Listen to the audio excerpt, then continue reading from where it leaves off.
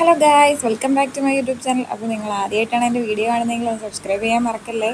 അപ്പോൾ നമ്മളുടെ ഇന്നത്തെ ടോപ്പിക് ബോഡി ഷേമിങ്ങിനെ കുറിച്ചിട്ടുള്ളതാണ്. ബോഡി ഷേമിങ് എന്താണെന്നൊക്കെ എല്ലാവർക്കും അറിയായിരിക്കും.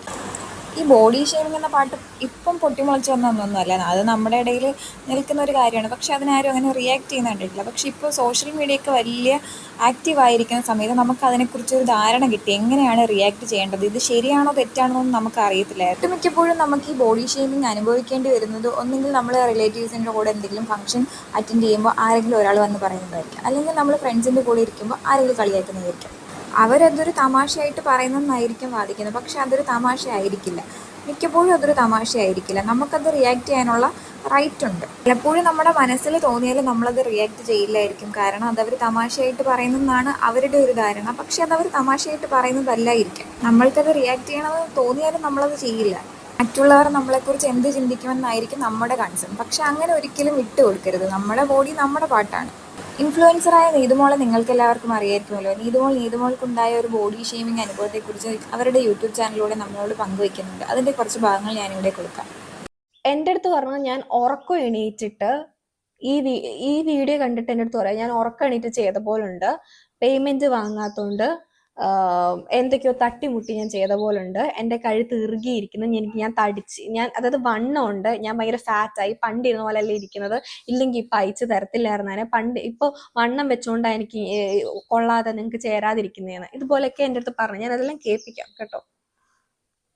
സംഭവം എന്താണെന്ന് വെച്ചാൽ, നീതുമോൾക്ക് ഒരു ഇൻസ്റ്റാഗ്രാം പേജിൽ നിന്നൊരു മെസ്സേജ് വരുന്നുണ്ട്, ഒരു ഹെൽപ്പ് ചെയ്തു വരുമോ എന്ന് ചോദിച്ചിട്ട്. ജ്വല്ലറിയുടെ മറ്റോ എന്തോ പേജാണെന്ന് തോന്നുന്നു. ഹെൽപ്പ് എന്താണെന്ന് വെച്ചാൽ ഒരു കൊളാബ് ചെയ്യാൻ വേണ്ടിയിട്ടായിരുന്നു. നമ്മൾക്കറിയാം, ഈ ഇൻഫ്ലുവൻസേഴ്സൊക്കെ നല്ലൊരു നിശ്ചിത എമൗണ്ട് വാങ്ങിച്ചിട്ട് തന്നെ ആയിരിക്കും അവർ ഈ കൊളാബും മറ്റുമൊക്കെ ചെയ്തു കൊടുക്കുന്നത്. എന്നാൽ നീതുമോൾ ഇവിടെ പേയ്മെൻറ്റ് വാങ്ങാണ്ടാണ് ഈ കൊളാബ് ചെയ്ത് കൊടുത്തിരിക്കുന്നത്.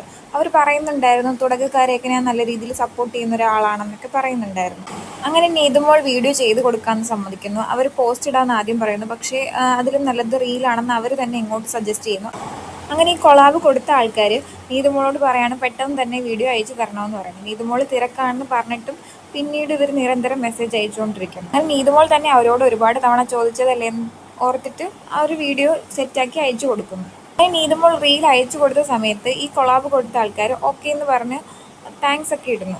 അതിനുശേഷം ഈ കൊളാബ് കൊടുത്ത പാർട്ടിക്കാർ നീതുമോൾക്ക് മെസ്സേജ് ഇടുകയാണ്, ഇതുവരെയും ഒരു ഫോളോവർ പോലും കയറിയിട്ടില്ല, ഇതിന് വലിയ വ്യൂസ് ഒന്നുമില്ല, ഇതിലും കൂടുതൽ വ്യൂസ് ഞങ്ങൾക്ക് കയറുന്നുണ്ട്, താൻ തടിച്ചു പോയി, അതുകൊണ്ടാണ്, മുന്നേ ഉണ്ടായിരുന്ന വീഡിയോസിലൊക്കെ ഇത്രയും തടിച്ചിട്ടില്ലായിരുന്നു, കഴുത്തിന് ഒരുപാട് വണ്ണം ഉണ്ടായതുകൊണ്ട് ആ മാല, നിങ്ങൾക്കിത് സാരി ഉടുത്തിട്ട് ചെയ്യാമായിരുന്നു, അങ്ങനെ ഒരുപാട് കുറ്റങ്ങൾ ഇവരെക്കുറിച്ച് പറയുകയാണ്. ശരിക്കും പറഞ്ഞാൽ അവർ പേയ്മെൻറ്റ് പോലും ചെയ്യാണ്ടാണ് ഈ കൊളാബ് ചെയ്ത് കൊടുത്തത്. അപ്പോൾ അവരതിന് നന്ദി പറയേണ്ടതല്ലാണ്ട് അവർ ഒരുപാട് നെഗറ്റീവുകൾ പറയുക. ഇപ്പോൾ സപ്പോസ് ഇവർ പേയ്മെൻറ്റ് കൊടുത്തിട്ടാണെങ്കിൽ പോലും ഇങ്ങനെയൊന്നും പറയാൻ പാടില്ല. ഈ അടുത്തായിട്ട് ഒരു നടിക്കുണ്ടായ അനുഭവമൊക്കെ നമ്മളോട് പങ്കുവെച്ചതാണ്. അതൊരു പ്രസ് മീറ്റിൽ അവർ ഒറ്റയ്ക്ക് നേരിടേണ്ടി വന്നൊരു അനുഭവമായിരുന്നു അവർക്ക്. അന്ന് ആ ടൈമിൽ ആ നടി പ്രതികരിക്കുന്ന സമയത്ത് അവരുടെ കൂടെ ആരും സപ്പോർട്ടായിട്ട് ഇല്ലായിരുന്നതാണ് അതിൽ ഏറ്റവും വലിയ വേസ്റ്റ് തിങ് എന്ന് പറയുന്നത്. ആ ക്വസ്റ്റ്യനെയർ ചോദിച്ചത് എന്താണെന്ന് വെച്ചാൽ അവർക്ക് എത്ര വെയിറ്റ് ഉണ്ടെന്നതായിരുന്നു. അവരുടെ മൂവിയെക്കുറിച്ചോ അവരുടെ കരിയറിനെ കുറിച്ചോ ഒന്നും സംസാരിക്കാതെ അവരുടെ വെയിറ്റിനെ കുറിച്ച് ചോദിക്കുന്നത് അത് ശരിയായ ഒരു കാര്യമല്ലായിരുന്നു. അതിലവർ പ്രതികരിച്ചത് അവരോട് ഒരു പ്രാവശ്യമല്ല ഒന്നിലധികം പ്രാവശ്യം ചോദിച്ചുകൊണ്ടാണ് അവർ ആ സമയത്ത് പ്രതികരിച്ചത്. ഈ ബോഡി വെയിറ്റൊക്കെ കൂടുന്നത് പല കാരണങ്ങൾ കൊണ്ടുണ്ടാകും. ചിലർക്ക് PCOD, ഹോർമോണൽ ചേഞ്ചസ് ഒക്കെ വരുമ്പോഴത്തേക്ക് ബോഡി വെയിറ്റൊക്കെ സ്വാഭാവികമായിട്ട് കൂടും. അപ്പോൾ സംഭവം എന്താണെന്ന് വെച്ചാൽ, നിങ്ങളുടെ താല്പര്യമില്ലാണ്ട് ഒരാൾ നിങ്ങളെക്കുറിച്ച് ബോഡി ഷേമിങ് നടത്തുകയാണെന്ന് നിങ്ങൾക്ക് തോന്നുന്നുണ്ടെങ്കിൽ നിങ്ങൾ പ്രതികരിക്കേണ്ട സമയത്ത് തന്നെ പ്രതികരിക്കണം. പിന്നീട് അതിനെക്കുറിച്ച് ഓർത്ത് വിഷമിച്ചിട്ട് കാര്യമില്ല. ഇതിനെക്കുറിച്ചുള്ള നിങ്ങളുടെ അഭിപ്രായങ്ങൾ എന്താണെന്ന് കമൻറ്റായി എഴുതി അറിയിക്കുക. കൂടാതെ ചാനലൊന്ന് മറക്കാണ്ട് സബ്സ്ക്രൈബ് ചെയ്യണേ.